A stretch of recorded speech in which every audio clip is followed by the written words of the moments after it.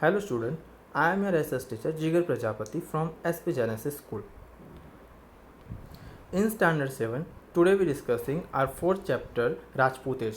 As we discussed in our first chapter about the Harshvardhana's kingdom, okay, then after the death of Harshvardhana, their kingdom is divided into so many parts. And what happens? The happen is that in the 7th century, after the death of Harshvardhana, the feudal chieftains of and the landlords declared themselves to be the independent and founded the new dynasties. उसके time पे जो भी बड़े बड़े व्यापारी वगैरह थे उन्होंने अपने आप को इंडिपेंडेंट डिक्लेयर कर लिया और उस एरिया को खुद को राजा घोषित कर दिया. You can see in the map the orange part is also called the kingdom of Harshvardhana, but after that it's divided into small parts. Now, in the Bihar and Bengal, the rulers of Pala dynasty and Sena dynasty respectively. The rulers of the Pala dynasty had added the Pala to their names, and so their dynasty known as the Pal dynasty. With the help of the teachers, we have to learn about the Pal dynasty. You can search out in the Google about the Pal dynasty. Who's the founder of Pal dynasty? Who's the last king of Pal dynasty and all that? Who's the strongest and the warrior king of Pal dynasty? So you can search out from the Google. Many Rajput rulers of the Chauhan or the Chamanas dynasty ruled over various parts of the Rajasthan during the 7th and 8th century. 7th और 8th century में राजस्थान का जो part था वहाँ पे चौहान लोगों का राज था, चौहान डायनेस्टी का साम्राज्य था. बट उसकी एक ब्रांच थी जो शाकंभरी रिवर के पास थी, सांबर लेक के पास, जिसको अजमेर कहा जाता था, north Ajmer. In the beginning of the 8th century, Ajay Raj extended the throne of Shakambari in the 12th century. He established the city Ajay Meru, which later known as to be Ajmer. Ajay Raj करके एक राजा आया जिसने शाकंभरी का राज्य संभाला और 12th century के बाद वो अजय मेरू या फिर अब अजमेर के नाम से जाना जाता है. The ruler of the Chauhan dynasty capture also Delhi, the capital of the Tomar kings, and the established their supremacy. Prithviraj III or the Rai Pithora was a powerful ruler to the Chauhan dynasty. Prithviraj III के बारे में, पृथ्वीराज चौहान के बारे में हमने पढ़ा है, हमने उनकी सीरियल्स भी देखी, उनके बारे में हमने स्टोरियाँ भी सुनी हुई हैं.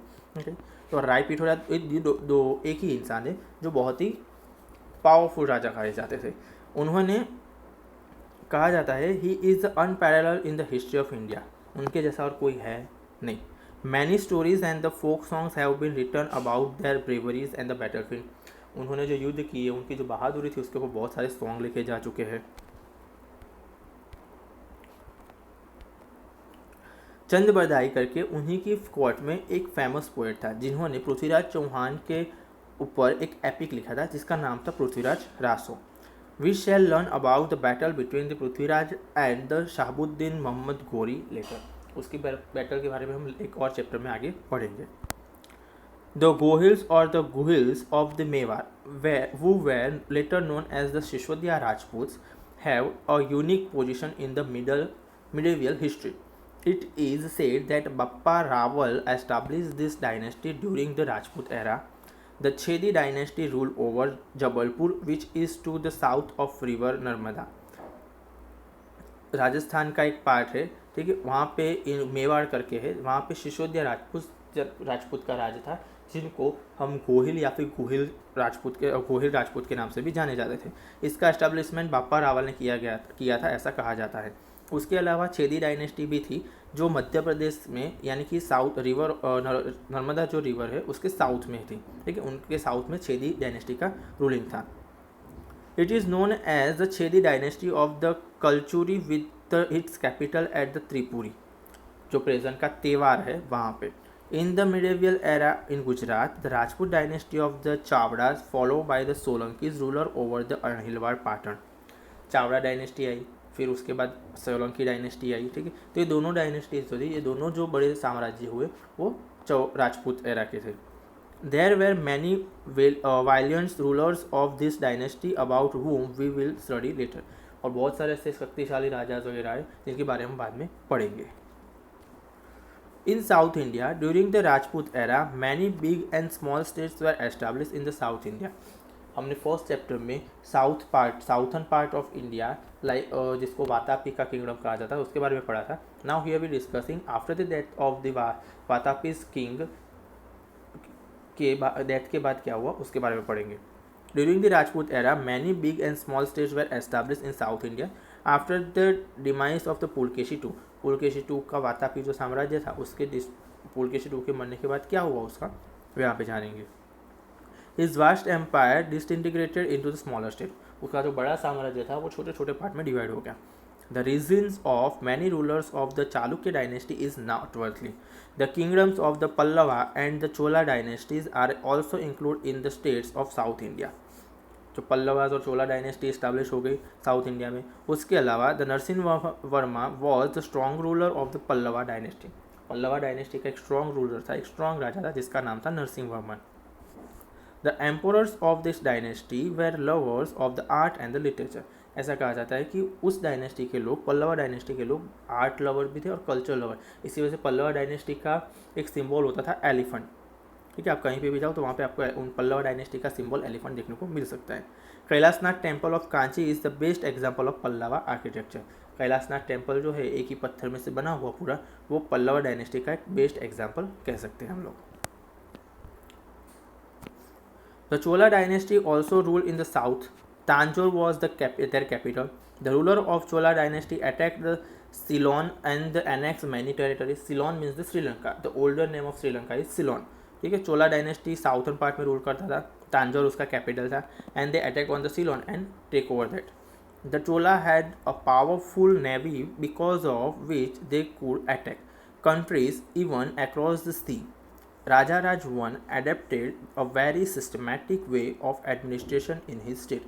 राजा राज वन करके जो राजा था चोला डायनेस्टी में, उसने अपनी एडमिनिस्ट्रेशन का एक सिस्टमेटिक मेथड अप्लाई किया था. He started with the measurement of land and the local self government. उसने local self government and self land measurement का भी शुरुआत करवाया था. वे लैंड को इसमें गिना जाएगा, उसने मेजर नंबर दिए थे, एक माप दिया था. Apart from the Rashtrakuta, Chera and the Pandya dynasty also rule in southern India. Southern India में राष्ट्रकूटा, चेला एंड पांड्या डायनेस्टी का भी साम्राज्य था. So it is evident that many dynasties rule at the different place during the Rajput age. ऐसा कह सकते हैं कि जब नॉर्थर्न में राजपूत एज थी उस टाइम पे साउथर्न पार्ट में बहुत सारे साम्राज्य एक साथ राज कर रहे थे. They were frequent battle between them to annex each others area. और उनके बीच हमेशा लड़ाई चलती रहती एक दूसरे का राज्य हड़पने के लिए. Due to the internal conflict there was no unity among them. और इसी का फ़ायदा किसने उठाया? बाहर के लोगों ने. और उन्होंने अटैक करके इंडिया पे साम्राज्य अपना जमा लिया. Rashtrakutas rule South India with the fall of Chalukya dynasty. Rashtrakuta come to power. Chalukya dynasty जैसे ही कम हो गई, मतलब ख़त्म होने आई, तो राष्ट्रकूटा पावर में आ गए. And Rashtrakuta means the head of the state of area. Rashtrakuta का मीनिंग होता था उस एरिया के head. It is believed that the founder of the dynasty was an officers of that community and hence the dynasty was named after him. जो जिसने उस साम्राज्य को इस्टेब्लिश किया था या फिर स्थापित किया था उसके नाम पर से इसका नाम रखा जाता था. Out of the many ruler, Govind III was the most powerful king in the 8th century and they established the powerful kingdom in the Deccan. Deccan part, that means the southern part of the India. तो 18th century में Govind III करके जो महाराजा है, जो राजा है, बहुत ही powerful राजा गिना जाता था और उसने इसको डेक्कन तक अपना साम्राज्य फैलाया था. The Pandya also rule over south India. The Pandya dynasty is believe to very ancient. Megasthenes and the Greek travellers note that female used to rule in his community. ऐसा कहा जाता है कि मैगनीथ्स करके जो था एक ट्रैवलर था, ग्रीक ट्रैवलर, उसने अपने बुक में लिखा कि उस टाइम पे यानी कि पांड्या के टाइम पे लेडीज रूलिंग करती थी. The inscriptions of the emperor Ashoka also contains the reference to the Pandyas.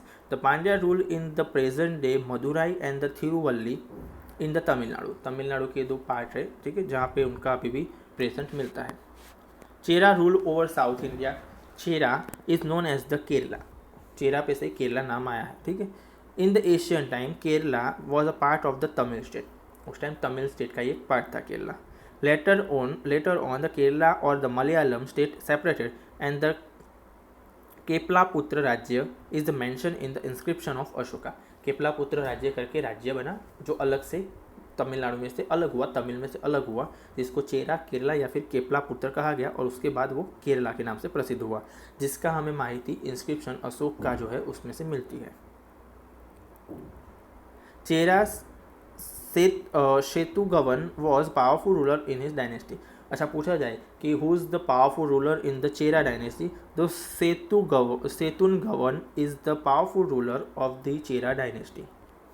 Pride of Rajput rulers. The Rajput were very brave, as we know. They felt proud to give their lives to their countries. वो अपने राज्य के लिए, अपनी मातृभूमि के लिए अपनी जान भी दे सकते थे। They die but never fear. वो मरने से कभी डरते नहीं थे। They protect those who seek refuges. उनकी शरण में कोई आए तो उसकी रक्षा करते थे। To speak the truth and fight for the truth. सत्य के लिए लड़ते थे और सत्य ही बोलते थे। Rajput women, they called Rajputanis, were known as their chastity and the fearlessness. वो अपनी उनकी बहादुरी और उनकी खुमारी के लिए जानी जाती। खुमारी मीन्स उनके अंदर एक कह सकते हैं हम लोग कि एक भाव होता था जो किसी को भी दुश्मन को डरा सकता था। They send their husband, sons and brothers to the battle field with a smiling face. वो कभी डरती नहीं थी अपने पति को शहीद होने से देखते हुए, वो कभी रोती नहीं थी उनके शहीद होने पे। They were so brave that if need. वो बहुत बहादुर होती थी और अपने बेटे, अपने पति, ठीक है, अपने किसी भी अपने हस्बैंड, अपने भाई को ऐसे युद्ध पे भेजने के लिए हमेशा तत्पर रहती थी। ठीक है, तो ये थी राजपूतानीस। ठीक है, they prepare the jauhars if their husband were defeated and attend the martyrs in the war. अगर उनका पति मर जाए, युद्ध के अंदर वीर गति को प्राप्त हो, तो वो जौहर करती थी, यानी कि आग में जिंदा जल जाती थी। ये सब उनकी गाथाएँ थी, उनकी बहादुरी के किस्से थे। तो आज हमने पढ़ा राजपूत एज के बारे में इन द 4th चैप्टर।